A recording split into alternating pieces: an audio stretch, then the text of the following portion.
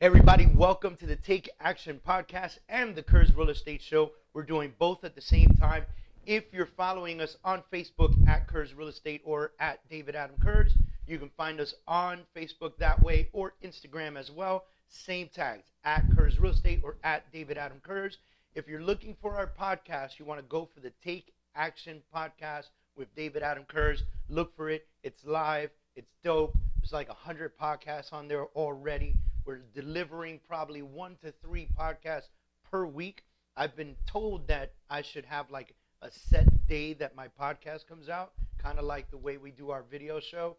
I just can't do it. Every time I feel like talking about something, I fucking talk about it. So welcome to the group. Today I have Ray Lopez in the house. I got Dustin Fealy in the house. How you guys doing today? Pretty good, man. Absolutely amazing.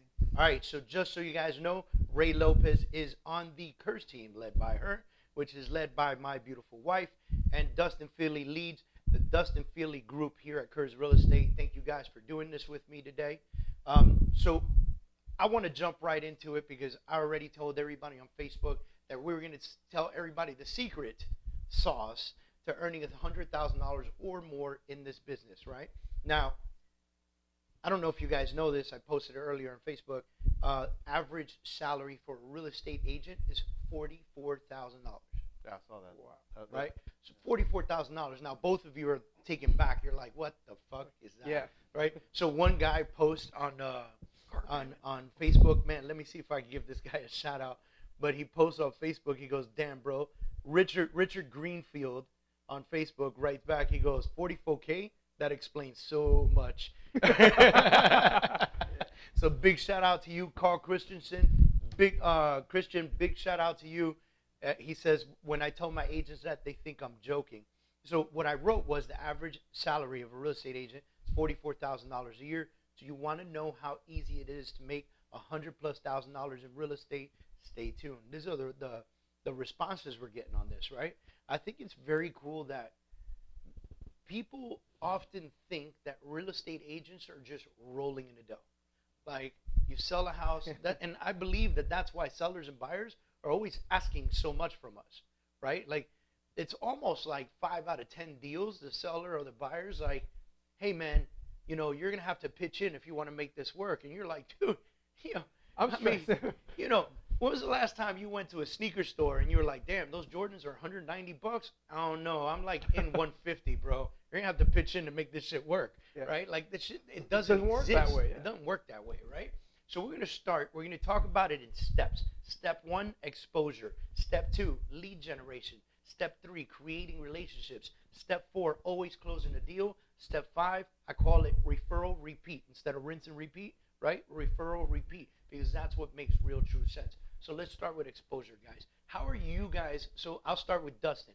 How do you find yourself exposing your business, yourself, consistently? What are you doing? There's not a substitute for marketing, but let's back up a second. I think it's not an accident that the average would be 44,000 because if you look at the biggest issue that I feel we have in this market, it's part-time agents. And I understand that some people have to try to supplement what they're trying to do to grow a career in real estate. However, I also think that if you can't dedicate yourself as a full-time practicing agent, then you shouldn't be expecting a 6-figure income. Now, you're a full-time agent, you want to talk about breaking the 6 figures, it isn't that challenging. It's a numbers game. Exposure is tremendous. It's about getting your name out there. It's networking. It's building a good reputation for yourself. As a starting agent, your sphere of influence becomes paramount. Your social media becomes paramount. One of the things that I learned about a lot coming over here, even as an experienced agent, was the power of social media and having your name out there to get all that kind of exposure. But you can't sit home and cry the blues that you're not making 6 figures in real estate if, 1, you're not full-time, and 2, you're not picking up that phone, you're not getting out there to mixers and networking events. Our board of realtors in Miami has tremendous events. Title companies like New World constantly putting on events to help integrate you. So as you network with other agents and you're networking, making your visits, tapping into different companies, getting into their departments, doing open houses. Hell, when I was a brand new agent, I actually borrowed another agent's listing to do open houses to get leads. So, all right. So, how are you currently exposing yourself? Because look, there's one thing we could talk about, the young agent that needs to go do open houses. How are you and your team creating exposure? Okay, well, I have a very strong marketing team. Okay. Every agent on my team has a marketing background. I have a marketing background. The power of marketing and branding, I think, becomes more important than anything else. All the way down from branding our logo. We just launched another radio show on 560 WQAM Saturday mornings at 9 a.m. Nice plug. That was a plug there, ladies and gentlemen. That's hell of a fucking plug. Man. Yeah, but you know we're outside of the box. One of the marketing books that I read earlier on in my career was The Purple Cow. We talk about it all the time. Yeah, it's a matter of setting your Seth Godin. Great book, great read. But you want to be the purple cow in your industry, in your market, setting yourself apart. Don't be scared to take those chances to do what others are not doing, whether it's the podcast, getting on the radio. But we take things from a marketing perspective. We take each one of our listings and we identify it like it's its own brand. Like if we're trying to sell a Snicker bar, and who's the target demographic? Obviously me. But when it comes to a house, there's a specific demographic for every neighborhood, and in that neighborhood, that house type has a specific buyer type. So being able to understand who the buyer is, the specific demographic type, and how to actually reach them becomes paramount. So you're asking about how do we expose ourselves? One, we integrate all of our marketing. By having integrated marketing campaigns, each of our marketing mediums actually supports each other's medium. That makes each piece of our marketing that much more effective as we target it in to each of our because this shit's right here, it's not dummy proof. So dumb that down for me. I'm an agent, and I'm asking Dustin Fealy, how are you making so much damn money? Right? How do you gain exposure? Number one, you have a radio show. Correct. Right? Number two, you just said integrated marketing. For those of us that don't know what that means, or those folks that are listening right now have no idea what integrated marketing means, what does that mean for you and your team? Well, very simple. You can integrate everything that you do. Some people believe in EDDM or direct mail, okay? Well, if your direct mail should be supporting the other mediums that you use, whether it's as heard Saturday mornings on 560 QAM. Then if you're sitting there on the radio, you can say, hey, look for my flyer in your mail. But everything supports each other's message so that you have one consistent message coming through multiple mediums. So when you're doing a digital campaign and you've got pop-ups and you're running digital ads, if you've assigned Hip Cricket where you're doing a text-back campaign where you're using a keyword, every piece of your marketing should support each other. Think about this. If you open up one McDonald's and there's not another McDonald's in 100 miles and you spend $100,000 a year to market that one McDonald's, it's a lot more expensive. But when you open up 4 McDonald's in that same area, now they're splitting the cost. So now your cost becomes much more effective in terms of marketing, and it becomes that much more affordable. So now 4 McDonald's might share that same $100,000 and be just as effective in driving business to each of them. Same thing when you're integrating your marketing. All right. What are you guys doing on your team for exposure? Absolutely. Well, it obviously starts off with social media. This brokerage is heavy on social media. In that regard, we used to have our show, which is coming back on. We got a few other things in the works. The show is great because it allows us to just discuss the basic how-tos of purchasing or selling a property. It's kind of targeted towards first-time buyers and things like that, which is great. We tend to work with a lot of those. So with that being said, it kind of dumbs down the whole process for you because most people, let's face it, are most people don't know. They don't understand the whole right? process. Most people don't know. They don't understand. So you guys are coming from, and this is going to sound crazy, and I'm sure you've heard this before out there, you're coming from a place of contribution.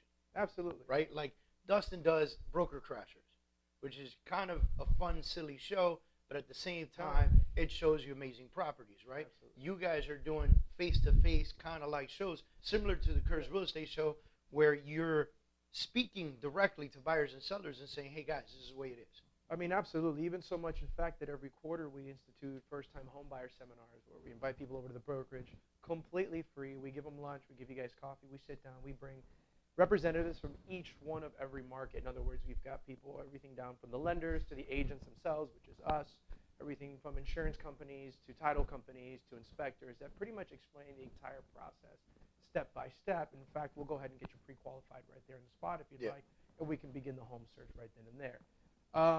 In addition to that, individually, we like to market ourselves, again, heavy on social media, which is great. let's face it, the majority of the people that are purchasing homes today are millennials, pretty much. Yeah. And everyone is into the whole instant gratification thing. So when you're on social media and you're able to connect with somebody in that regard, it makes it a lot easier for them. In that same respect, we've now started implementing more Facebook ads and things of that nature. So I'm glad that you brought that up because you're both involved in Zillow ads, right? Okay. Zillow profile, Zillow buyers. Now your team is implementing Facebook ads, right? Which I don't believe a lot of agents are implementing. Some say they are, but they're doing it very rudimentary, right? One of your team members is actually doing like a whole university on how to create a Facebook ad, which is killer because it looks easy and it can be easy, but there's so many layers to understanding Facebook ads, especially now with, let's face it, Mark had to go sit on Capitol Hill for a few hours, and so, the Zuck is under fire right now. Yeah. Hey, he did a good job. It really sucks for him, but it really. Pretty sucked up.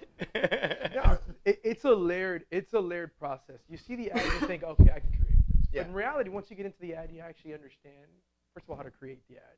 Everything down to the actual digital image itself, what you're going to write, what you're going to say, but then it gives you layers as opposed to, well, what are you going to target? Who are you going to target? So what demographics are you looking for? Yeah, so I think I want to finish with exposure because I don't want people to fall too far behind listening in on this, but I feel like you guys are doing a lot of online digital exposure, is from what I understand, right?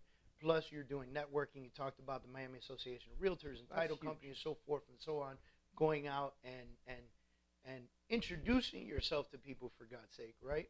I always tell people real estate events are great to go to. You know what else is great to go to?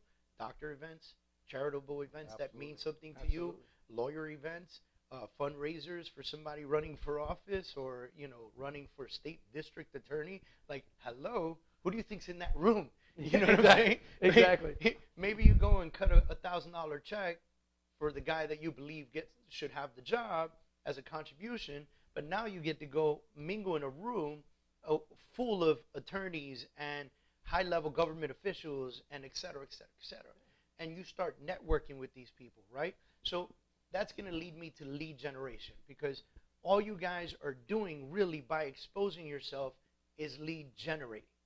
Right? Absolutely. Because you're putting yourself out to the world. You're coming from contribution. You're coming from a good place.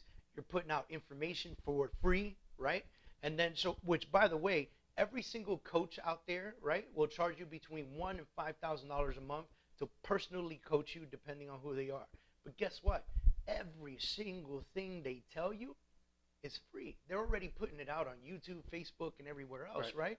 And it's free. You know what the difference is? You know what you're really paying for? Accountability.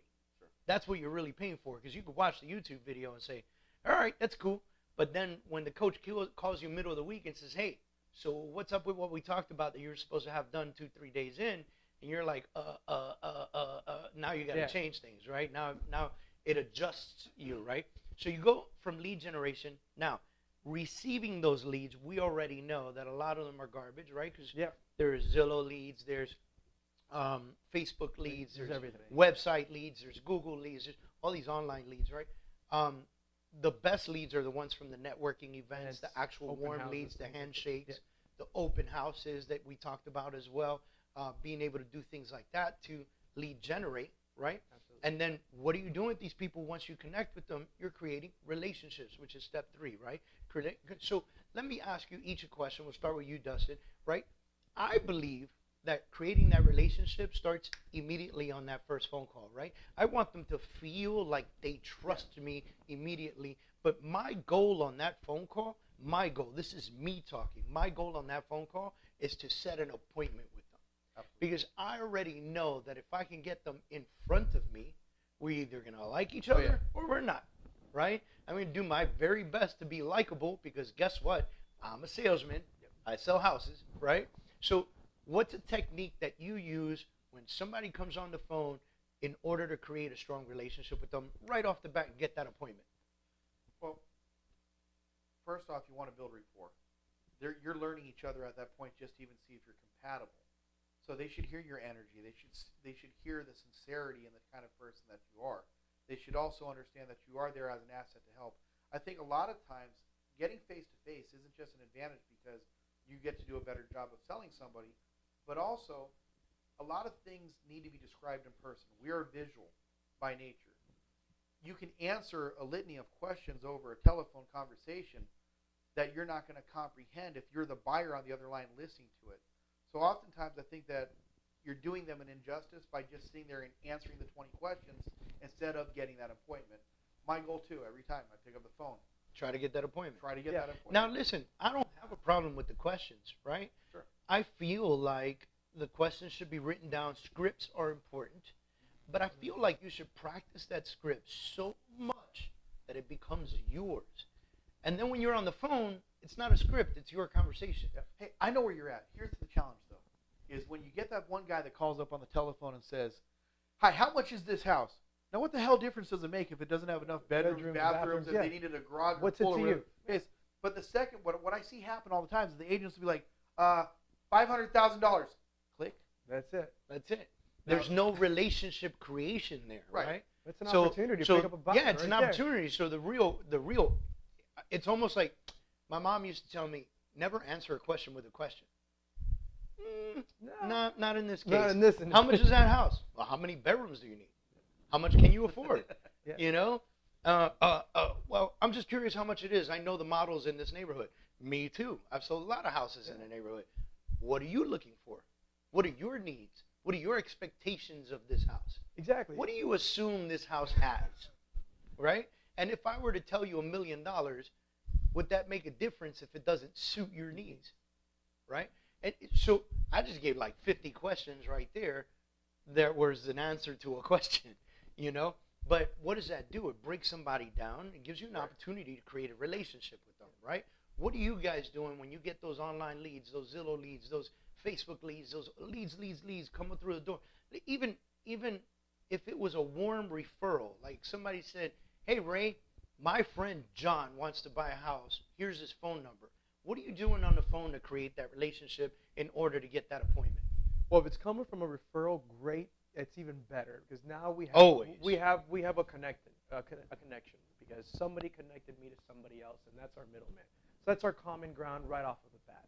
So I'm hoping that at that point I'll have a little bit more information regarding that lead, which is great. If not, it's okay because we already have some sort of rapport based off of someone else. Yeah, John told me to call you. Yeah, the conversation I'm expecting your call becomes a lot easier to create that It's a lot easier. And then it kind of just goes into the very same thing that you do with any other lead. You know, you discuss, you ask a couple questions, then what you want to do is you want to lock them in for an actual buyer's consultation. It doesn't have to be as formal as in the office. If it's a friendship sort of thing, hey, I'll go to your house, I'll get some pizza, we'll hang out, we'll plug it into the computer, and we can really run down and narrow down your search. That way we can get out there and start showing property. So Facebook lead comes in, you call them up, they pick up the phone, you're like, hey, my name is Ray, I'm with the Kurz team at Kurz Real Estate, and you just registered on Facebook for a property that we were advertising. Go. Like, what's your hook to create the relationship? Like, what are some of the initial questions you're asking to entice them to want to talk to you?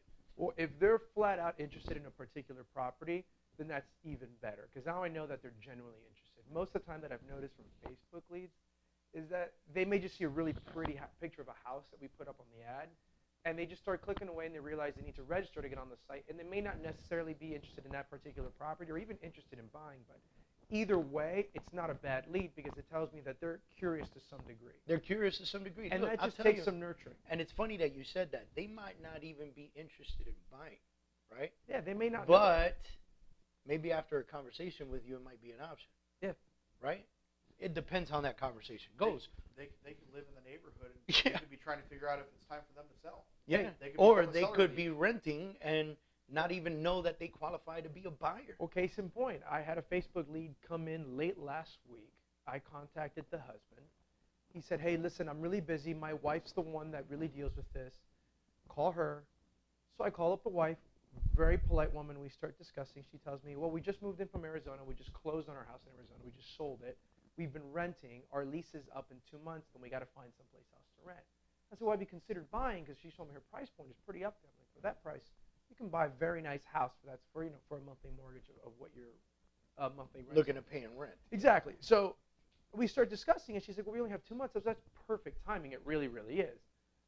She goes, well, I don't know if we qualify. We pre-qualify. So sure enough, I put her in contact with, one of our preferred lenders with Caliber, and sure enough, they are pre-qualified now, and now we're on the home search because they thought they would have to rent for another year. So how much is the purchase price? Like, what are they pre-qualified for? They're at $400K right now, looking at Color Bay. All right, so they're at $400K, and they didn't even know they qualified. They had no idea. That's the cool part about this. It's the education. It's being able to step outside of the realm. Somebody calls you and says, I need to leave this rental that we're at in 2 months, and we need to find another rental, and really being able to like hone in on what their true needs are and being able to go with that, right? And then the close. I believe that there are multiple closes throughout the entire process, right? And I think you guys would agree with me. There's closing them is getting them to register, right, on your website, or getting them to accept your phone call, right? Closing them is getting that appointment, right? Closing them is at the end of the appointment, getting them to agree to work with you and truly trust you. Closing them is picking a house. We showed you 4 houses today. Which one of these is your favorite? Which one of them are you going to put a contract on, right? I believe this is the best path for you. Closing them is getting them to use your preferred lender and title company. Why? So that you all have complete control of the process, right? Closing them is getting them to go under contract. Another close is getting them to close. And then, in my opinion, the final close is asking them for more business, right? So we can go, I call it referral repeat. It's similar to rinse and repeat, right? You would start all over again from the top and do this whole process one more again, right? Yeah. So, but this time, at the referral repeat, it's someone who's in complete euphoria, who has just purchased or sold a home with you, who's 1,000% satisfied with your services, saying, yes, I have somebody I want to introduce you to, which is way different than Facebook leads, Zillow leads, and whatever else. It's even more different and superior to a friend referring a friend, right? Because a friend refers a friend, they don't really know how you work, maybe, whatever. But a client refers a friend, whole different story. And at this point in time, like they just walked away from the closing table, right? Let's say they're a buyer, they got the keys in their hand, they're about to go to the house. Yeah. You know what I mean? They're in euphoria, they're excited. Yeah, absolutely. So it's the most sincerest form of trust from a client that you helped out to actually refer somebody else to you, because it really lets you know that, hey, I did a good job with them. Now you got to treat those like gold, man. Yeah, 1,000%. So now I want our listeners and our viewers to understand that we just went through a sale process for one person, right? The idea is consistency. To do this every single day. To not screw this up by thinking that just because you have 4 or 5 buyers or sellers on the hook that you can stop doing this. Because the second that you stop doing this, it delays you. And when you close those 4 or 5 people, you're back to broke, right? B2B. And so you don't want to be back to broke, which means that you have to commit to the consistency of doing this every single day. Now, here's the beautiful part. For every $1 million, you earn an average of 3%. That's $30,000, right? You just need just above $3 million, right? Let's call it 3.3 to make $100,000 in this business. Now, I don't know where you guys that are listening or watching are located, but where this office sits, the average price point is what? $480, right? Think about that. That's what, 6 houses all year long, 7 houses all year long. That's less than 1 house a month. I know that sounds crazy to a lot of people, right? But even if it's $250,000, right? Well, then that's 12 houses a year. That's 1 house a month. That's really not that hard to do. That's not hard at all. And believe it or not, the people who are not selling 1 or more houses a month is because they don't commit to the consistency of everything we just talked about. Guys, I want you to understand that everything you heard sounds like a lot, but it's freaking easy to do. All you have to do is do it. And the more that you do it, the better you become at it. I always say that Dustin is one of the best speakers ever. Actually, last night we were talking about Dustin. I said, Dustin is the kind of guy that could have 5 people come up to him to rob him, and he'll not only talk his way out of it, but probably sell them all a house. Yeah. Right? And so, and he's like, you know, and I think that that's important, but I also believe that that comes with experience. Absolutely. I think that, you know, Dustin has a ton of experience. You're gaining an enormous amount of experience, and you're surrounded by lots of experienced people. Absolutely. We're really committing you to the task, right? So this is about consistency, folks. If you do this 5 to 7 days a week consistently, you will close more than one house a month. Oh, yeah. And again, if you just had an average of 250,000, you would reach that consistent goal. Without 12 without houses a doubt. at 250,000, we're talking over 3 million, right?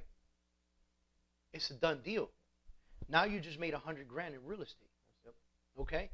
Is every house you sell going to be 250? No. No. Some of them will be 500. Some of them will be 400,000 in Cutler Bay. Some of them will be 1.2 million in Homestead, for God's sakes. Like, you know what I mean? Some of them are going to be condos that are $2 million. I mean, just, you know, do the math here, folks. And believe it or not, those of you that are wondering how to break free of the $250,000 buyer or the $300,000 buyer, change your circle. Change your circle of influence, because the job is not that different from a $250,000 buyer to a $1 million buyer. As a matter of fact, the $1 million buyer oftentimes is significantly easier than the $250,000 buyer, because the budget is different and it's not as difficult to get them approved and into a house. I hope you guys enjoyed this information. Look, I wanted this podcast or this video to be just a little bit different. I wanted it to be really all about how to make 100 grand in this business. I hope that you understand that the real key to all of this is the consistency. So what I would expect you to do is take this podcast and listen to it once a week, right? Take this podcast and listen to it once a week. If you were to wake up Monday morning, and I'm hoping that you guys are waking up 5:30 in the morning ready to rock and roll, right? If you listen to this podcast once a week, this thing is 15 minutes long. How long is this right now? I'm just kidding. This is 30 minutes right now, right? It's supposed to be a lot shorter. I'm sorry, folks. All right, so this is a 30-minute podcast right here. This is you at the gym. This is you on the treadmill. This is you taking a walk around your neighborhood, walking your dog. This is you waking up in the morning. This is you getting ready in the morning, and this podcast just blaring on your phone and Bluetooth in the bathroom. This is you listening to the simple steps: exposure, lead generation, relationship building, closing the deal, and referral repeat. 5 steps every single day with every single person that you meet. I promise you, mark my words, you will make significantly more than $100,000. You will be doing 2-3 deals a month, hopefully at a higher price point than $2 million. You'll be doing $10 to $15 to $20 million in sales, and now your whole life changes. Those agents doing $44,000 a year are not consistent. They're doing this for a little while until they get a little busy, and then they close the little busy that they have, then they have to reset and start all over again, which means that they have a significant dry spell in their business. Rinse and repeat this consistently. Earn the business. Thank you guys for being on the show with me today. Thank you. And ladies and gentlemen, get out there and kick some butt. See you soon.